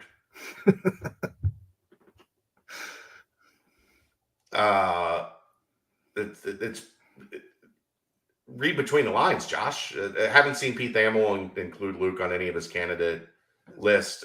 Even it's a possibility. It's because he knows he's not going Luke's anywhere. not just going somewhere to go somewhere. It's what we've talked about for a long time. Years. He's not taking another job just to take another job for the hell of it. He really genuinely sees the challenge of what he's building here and sees the ability to make this something that lasts. Like, he doesn't just talk about making UC a top 10 program just because he wants to talk about it. Right. He doesn't talk about anything just because he wants to talk about it. Right. That's fair. That's Luke Fickell. And if you want all of the information, if you just head over to bearcatjournal.com and click the subscribe button, it's not really that expensive and it's worth it. Jeff's dropping them tonight. He is out Thank here you, just Jeff. making sure the people know. Like, subscribe to this channel, to Pardon the Punctuation, to Twitch. Ed, you got a Twitch? You want to promote your Twitch tonight? No. Not tonight. No, Okay. I'm not allowed to stream yet in my community. So Don't you play Madden? He does Oh, that we- on the we do Pardon- the we do He does Mark. have- Yeah, I do Madden on the Part of the Punctuation YouTube page. This is very true right here too. I don't. I mean, Huh? yeah, no, it's actually very true. It is very true. It Right after our it old was- coach told us all to get jobs and called us bums. I think Go to hell! Go to what hell. people don't know is Aaron was actually the student that Tuberville was yelling at. I That's wish. fair. I wish. Aaron was the student. Aaron's also I- the guy who flies drones over. I Auburn didn't even State. go to UC. I went to Wright State. We've talked about this. Oh, this is a fair question, and once Chad gets back, he might have a different. He can you hear. know? He can Oh. hear. Yeah, Oh. you can hear. Will wants to know: does Luke go to Notre Dame if it wasn't for the Big 12 announcement? Big 12 announcement, I don't think had anything to do with it. I think the real question there is, does Luke go to Notre Dame if Cincinnati was not in the college football playoff? That's a what if game that you can always play, because there was always the does Brian Kelly leave to go to Notre Dame if UC is in the national championship game that year? What we learned is Luke Fickell did not go to Notre Dame and Cincinnati was in the college football playoff. Correct. We don't know if it's because Cincinnati was in the college football playoff. What we know is he took a $1 million+ raise from John Cunningham and put it in his briefcase because Didn't he look at it. Didn't look at it because he didn't want any distractions on his team chasing a national championship. He took a $1 million+ raise from John Cunningham, said, "Thank you, sir," put it in his briefcase, and said, "I'll get back to you after the season." And then John Cunningham, after the season, had to come back to him and go, Remind him. "Hey, remember that $1 million raise I gave you that put in your briefcase?" And Luke was like, "Oh, yeah, that." Like, I should probably sign it, I guess. But who knows how that all plays out if Cincinnati ends up fifth. And they're going to a New Year's Six bowl, but it doesn't. Yeah, I'm glad we don't live in that timeline. Yep. We Yeah, did that's not it. live that timeline. We don't lived talk the about that. timeline where Luke Nevada. Fickell is a man of his word. His word was, "I'm not entertaining anything until this team is done with its journey." And that anything included taking $1 million+ raise from the school he was at. It's like saying, That's how much a man of his word Luke Fickell is. what if we live in a timeline where those heels belonged to Amy? Yeah, they were to the compliance chick, and I think that's where things went horribly wrong for Michigan State. Some Well folks may played. have picked up on that. Well played. Yeah. I had it. Yeah. Oh, no way. But So I guess- instead, Michigan State has maybe jumped the gun and dropped the bag on a not so good situation. So outside of the press conference, Ed, I know you watched the game. Jeff, I know you talked about the game on Sunday. I talked about the game last night. But are there any other takeaways that you had from the Tulsa game, just to make sure that Ed did have reason for Start watching with the Ed. game? No, I mean, I think we all saw what happened, right? It was a good game up until the 7-minute mark of the third quarter when it was 31-21. And from there, nobody scored. And unfortunately, Tulsa tried to make their way back. It was a very physical game. I mean, super physical. I think there's some stupid fouls, penalties called, but It's not soccer. sorry, I know. Thank you. I think there's some stupid penalties called. That targeting was not targeting. But I mean, like Luke said, fucking over Tulsa. I don't know that those were his words, but That's what he wanted to say in his head, but he had to be more I professional. think those were actually Chad's words, paraphrasing what he said. But I don't know, Jeff. Do you have anything more to add on what you talked about on Sunday? I mean, Check my notes. I did send Chad a message earlier because he sent me a thing and said, "You're a professional podcaster now," and I said maybe semi-pro because I did write down a note from the game that I wanted to talk about because I actually thought it was a well-designed play, which I'm now hearing is one that they've employed in the past, or at least a version of. The Joseph DeGuara. Yeah, that one. So Yeah. I watched it and I rewatched it, and I was like, man, I really like that play design.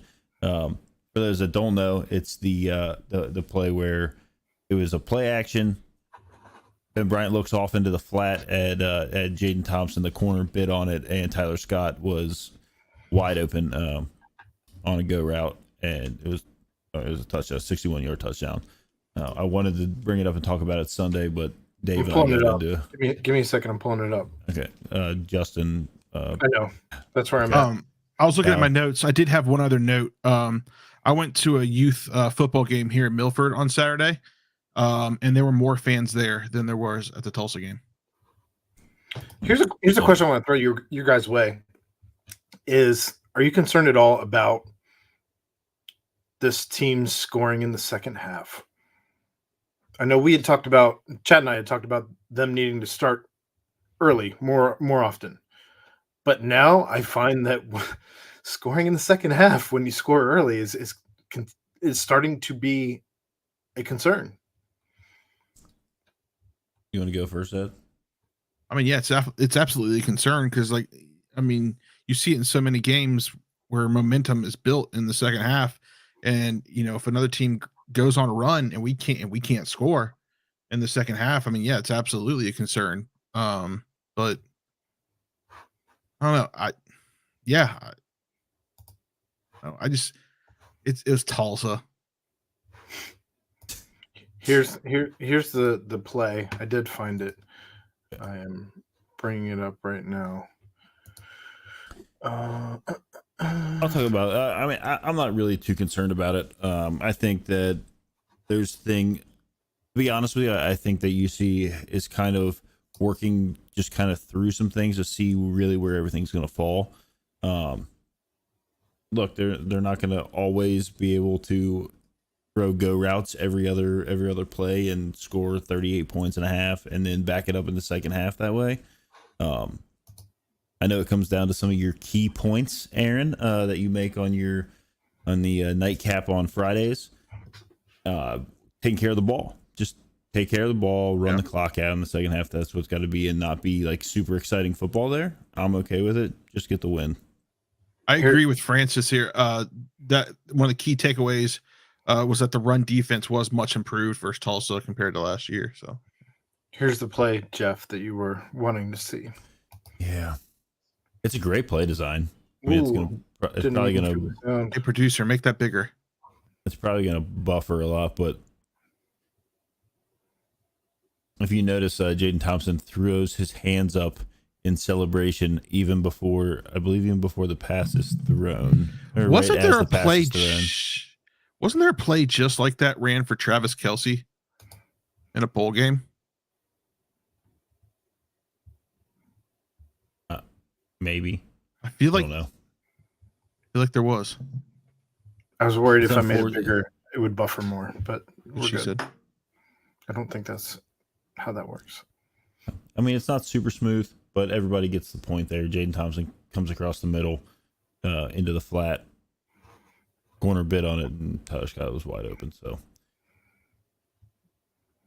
I believe Chad is going to step away for now. He's got to record his nightcap for tonight. Nightcap. That's going to go. It'll go live probably a little bit later after they record it and get it posted. Again, he's with the AAU coach for Jizzle James, Steve Reese. I think was it Steve? Yes, Steve Yeah. Reese. Yes. So that'll get posted later. I'm sure that will be a very interesting conversation to listen to. Those of you who are sticking around, we do appreciate it. Even though that our fearless leader is not here. Right. We're good too. That all said, Ed, did you have any other takeaways from the game? I mean, obviously, you went back and watched the game. I know you were watching FC Cincinnati lose another one. Oh, Actually, that was their first loss since July. So if you want to say another one, that's fine. Whatever. They had more than one loss, did they not? fair. And moving on from that, for those of you that are sticking around, we typically devote a little bit of a kind of a timeline to each topic, and then it gets blown up like that. Kind of like it was an homage to Pardon the Punctuation. Or, I'm sorry, pardon the interruption, where we stole the name. So hard. Fair. So we are live on our channel, and we'll probably be on Bearcat Journal every Tuesday night now as well. Yep. Simulcasting, as it were. I know a lot of you jumped in for the Jizzle James commitment and talk, and then turned it into an ad hoc little mailbag, which was a lot of fun. It was a lot of fun, actually. We've cruised across. I know Aaron and I have beat the UC Tulsa game to death across a couple of podcasts and nightcaps and the like over the last few days. We talk about all things Cincinnati sports here. Even Ed gets his FC Cincinnati talk in. So if you want to jump over to, real quick though, YouTube, if we just touch on it for 1 second. FC Cincinnati, yes, they did lose on Saturday night. It's fan appreciation night. It was electric. I think Bob Castling, you should go check that out sometime. It was electric in that place. Unfortunately, they did lose, but also Orlando City lost on Sunday. So that does mean that if we win on Sunday, we are in the playoffs for the first time in MLS history. Well, our history in the MLS. So check out the game on Sunday. We've got some dogs out there, some players. So there it is. I was done anyways. Will, as far as Will Pauling goes, have we heard anything? I expect it to still be at least another week or two, if not longer than that. And Francis, to follow up, yes, Davis Brin is a tough son of a bitch. That dude he limped off the field. Dog. That's the guy that you want on your team, right? I mean, that's the one thing Tulsa has going for them. Like, if you're a Tulsa fan, dude limped off the field. Like, he gave that team everything he had.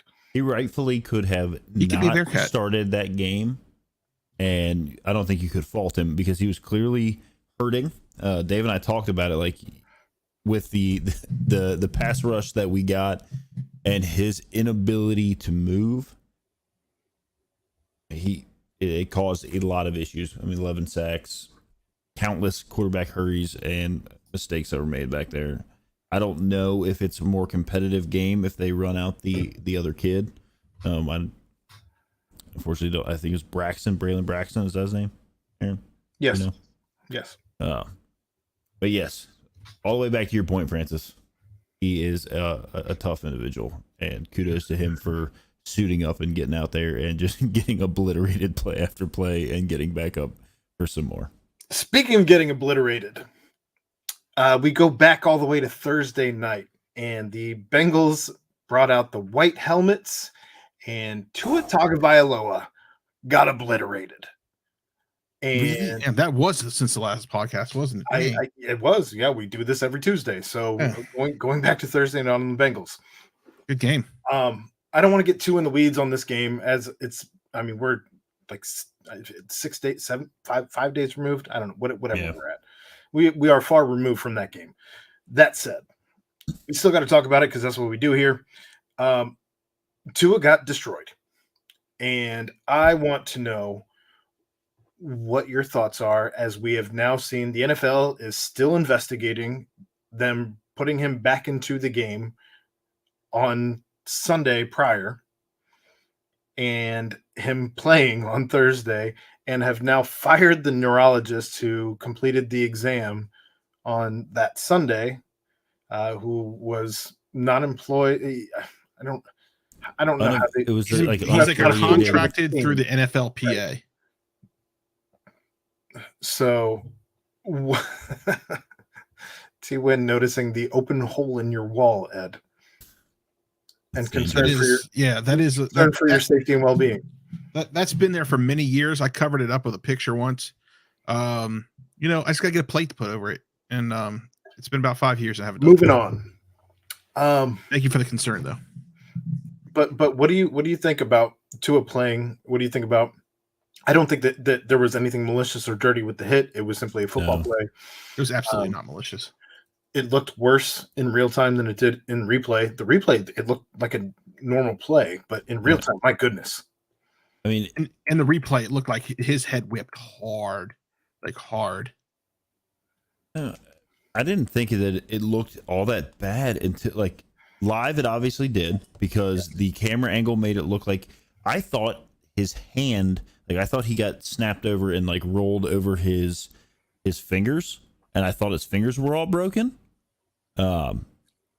Which the UK quarterback Will Levis, his finger actually was 100% sideways. It was awful, and they taped him back up, and he went back in. It was bad. So like I thought that's what happened, and then realized like he's not moving at all, and that both of his hands are in that like frozen state kind of thing. If you watch the game the week before, Rachel is a pharmacist, has a doctorate in medicine, and she said, "Yeah, that's a stinger, and that is him having a seizure, and that's what's causing his hands to do that horrible thing." I mean, like terrifying. I'm super glad that he was able to get to UC Hospital, like UC works miracles. I've seen it before. Not that he necessarily needed a miracle, Ryan Shazier, but they took good care of him. You never want to see somebody get hurt in any kind of like fashion that it's gonna like live with them forever. Right. If you saw the week before, and everybody I'm sure that is in here that has any knowledge of football has seen the highlight from the week before, fencing posture. Yes, that's they mentioned that in the broadcast. Yeah, the they mentioned that in the broadcast. But if you saw like the week before, he couldn't walk. He was a wobbly deer. Anytime somebody, same as Stokes, the receiver from the Tulsa game, it was the same exact thing that he played through. The same thing with the wobbly legs and the I can't walk like a normal person. Tua gets hit the week before, goes down, tries to stand up, looks like a baby deer. That's what I always put it back to. He looked like a baby deer. He couldn't get his legs underneath him. He had to be helped off the field. They put him back in that game. Yeah. Ridiculous.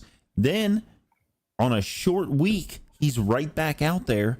And I will tell you this, my 9-year-old son looked at me at the beginning of the game, because like we had kind of talked about it, and like he plays football, and he's kind of like he gets a little overly concerned on some things. So we're talking about concussions. Like we're talking about concussions.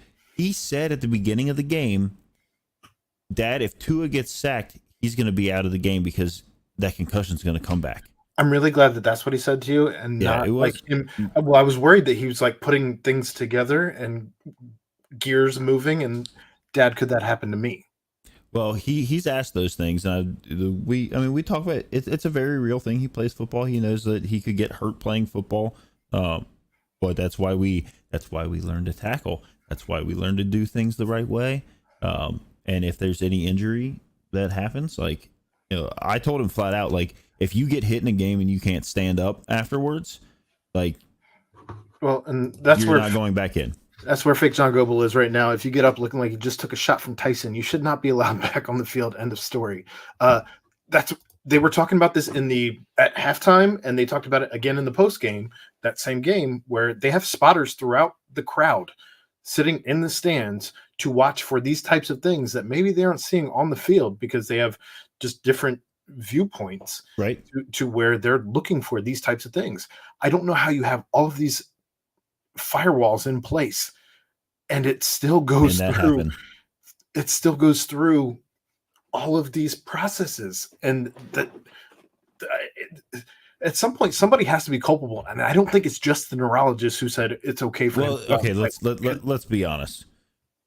That's the scapegoat that they're gonna hope to ride. It's the whipping this wave out, right? 100%. And if he did make that call, whatever, and you've got people on Twitter that are like, but did he make that call? Did he you're not a doctor? Did he make that call just on paper, or did he make that call because somebody else in that tent was telling him he had to make that call? Right. Like we don't know these things. Tua. Right. I mean, look, players, especially at that level, are not going to say, "Okay, put me on the bench." They're not going to protect themselves. There's a podcast. Going back to the kid from Tulsa, Stokes went back in. He went back in after his hit, which looked even worse than the Tua hit. He was wobblier. You have to take people's helmets.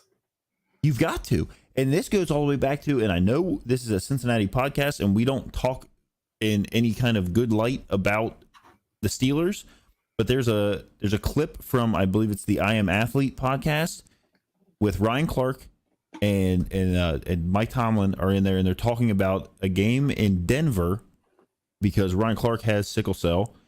And the first time they played there, he almost died. He did. And he never played there again. The next game that they went there, he had a team of doctors tell Mike Tomlin, he's good to go. We've checked everything out. He'll be fine. All is well. And Mike Tomlin said, I don't care what you bring to me. You aren't playing. You're not going to play there. Oddly enough, I mean, this is a complete side note, and I don't expect you to have an answer, and I don't expect anybody to have an answer, but knowing that is a prevalent disease among the African-American community, if he doesn't have an African-American coach, I don't know that same call is made. I would agree with that.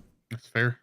But the thing is you hope that it would be made. You hope that these coaches I have no confidence I have no confidence in any coach among the NFL, especially because your job is not secure. Their job is always connected to wins and losses. They're connected to wins and losses. Yep. And if it's one of your best players, it's probably pretty hard for you to make that call.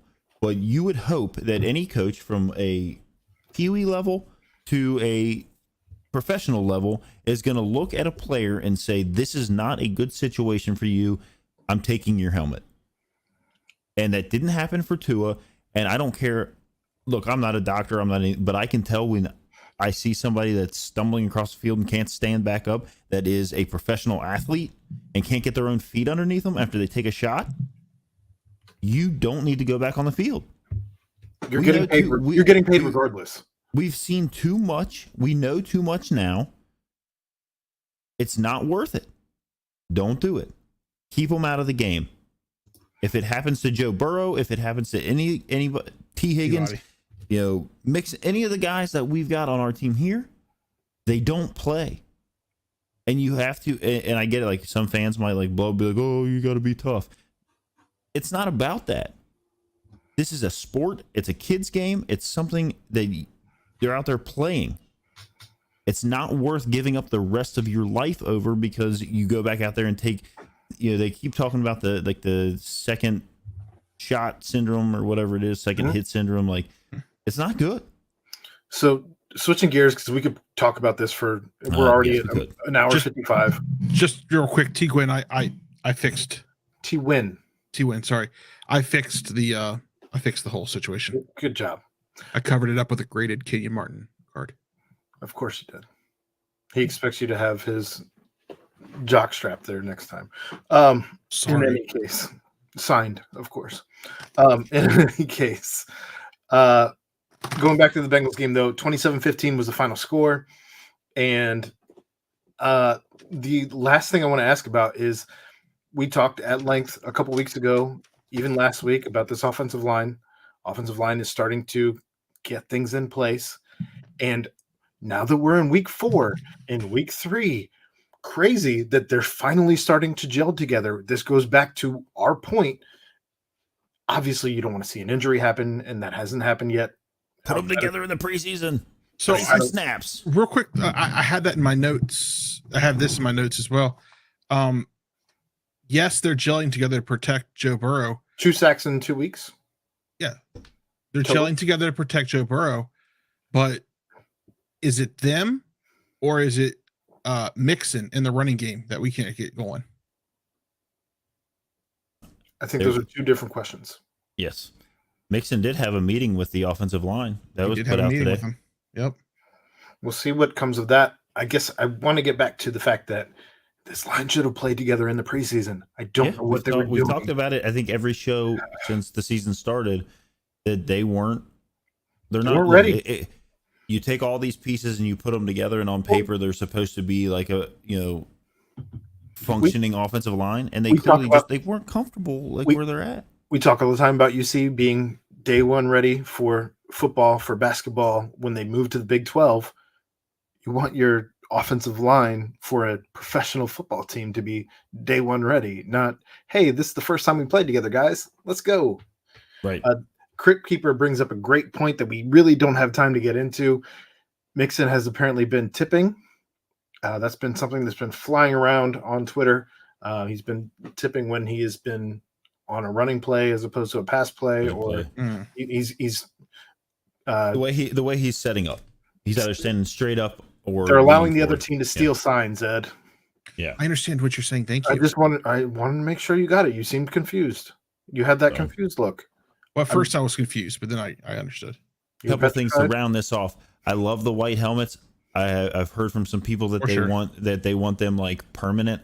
I don't agree with that. No. They have to be like a 1, 2, 3 off during the season. Yes. It's nice to like get that little change up, whatever. The atmosphere there appeared to be much like a college football atmosphere. Dave and I talked about it on Sunday. They were making each game like its own event. It's not just this like, hey, let's go watch the game. They're kind of theming things out. That's amazing. And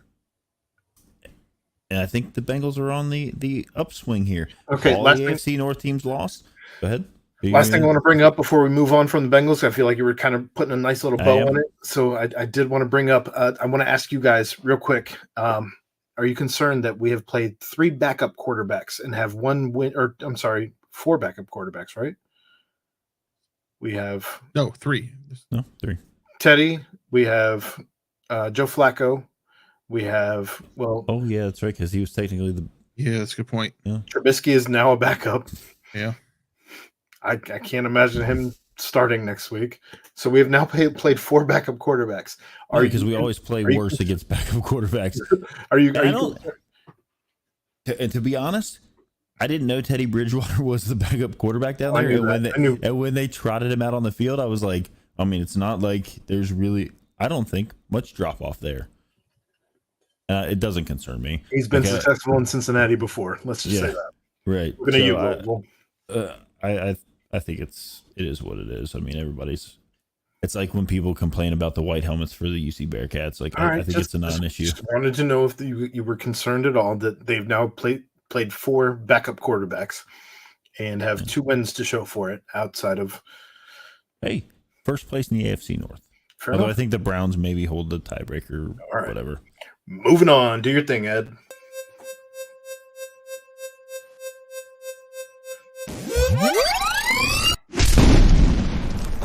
That signals the start of the lightning round. I don't see anything right now. Well, nothing's I'm gonna- written in the lightning round. No, I'm going to jump off with one that I have on the top All right, of my go head for it. right now. and that is the I have Aaron one, too. Judge cut-ins on any and every other sporting event that's going on. Do we care? No. Like, Thanks, fake John Goble. if you were watching other baseball games, do the cut in on other baseball games. If you're watching football, you don't need to cut in with that. Sure. Like, it's not helping ratings. What is it doing? You're pissing people off. They're not there to watch. If they want to watch the Yankees game, they'd watch the Yankees game. I'm glad we're on the same page because I hate it and I love baseball, but I was watching the Tulane game. Shocker.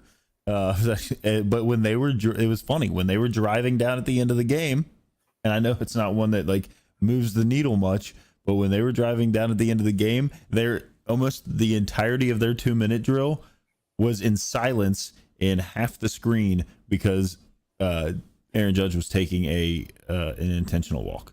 Hit me, Ed.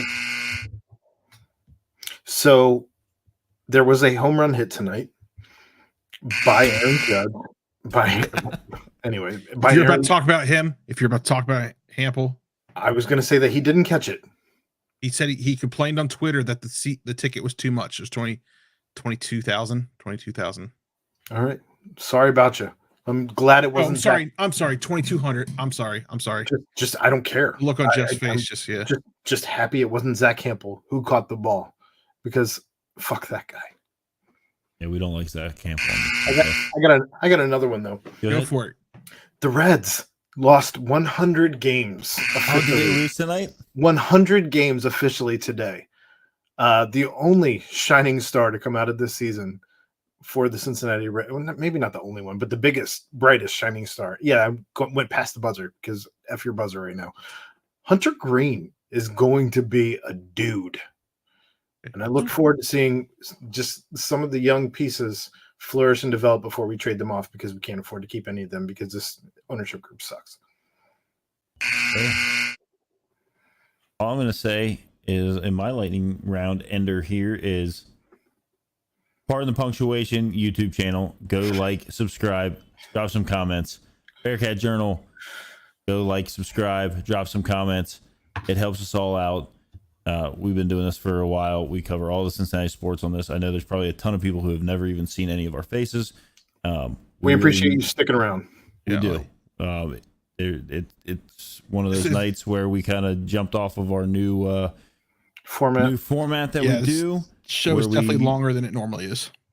We've been trying to cut things down at an hour and a half. I appreciate everybody that has stopped by, everybody that was making comments, asking questions. Little ad hoc mailbag that we had going there for a minute means a lot. Go over to bearcatjournal.com. Like, I know it's kind of been made into a joke, but go over to bearcatjournal.com. It is the premier place to get anything Bearcats related. There's also even a little message board there called the Banks, and you can talk about anything you want to talk about on there that's related to Cincinnati. There's tons of great people on. Right, that's largely where part of the Punctuation lives. But everybody gets in there. They talk about everything. I mean, you can bounce ideas off people, have little arguments, do what you want to do. I got one more. In the lightning round. Aaron might have another one in the lightning round, but I'm just letting you know. Head over to Pardon the Punctuation's YouTube. Throw a subscription that way. Tuesday nights we're live. We'll probably be simulcasting now for the duration. But we appreciate everybody for stopping by. Speaking of the Banks, I might be posting some cool Bearcat memorabilia on there for sale tomorrow.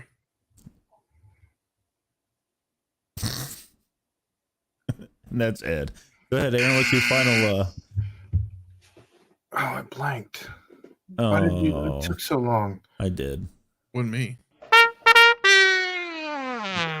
It was. Get us out of here, Aaron.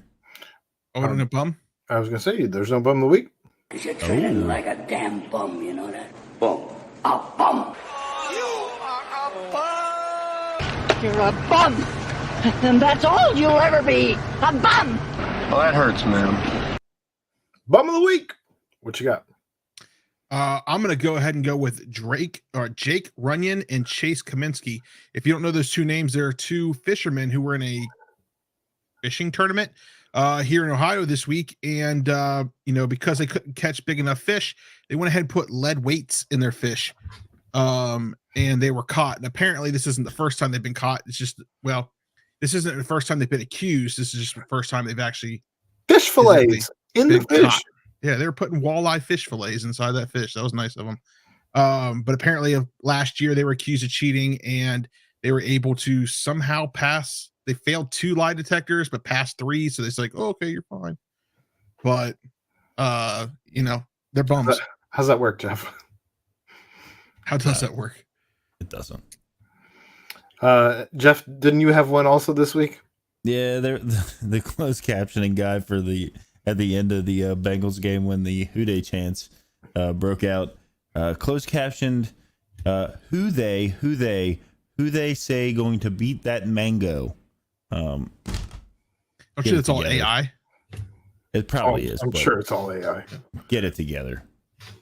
My bum of the week is the entire Miami Dolphins organization for allowing Tua Tagovailoa to play in that game. My God. And close second was Tulsa allowing that poor college kid who also looked like a stunned deer. The only difference is he didn't have to leave the game with a second concussion mere days later. So right. That's where. And don't forget to visit Caleb at Reds Festival. Come on, man. All right. That's another episode of Pardon the Punctuation. Thank you to we're still at half the people that were here, even when Chad was here. And we thank every single one of you people for sticking around with us.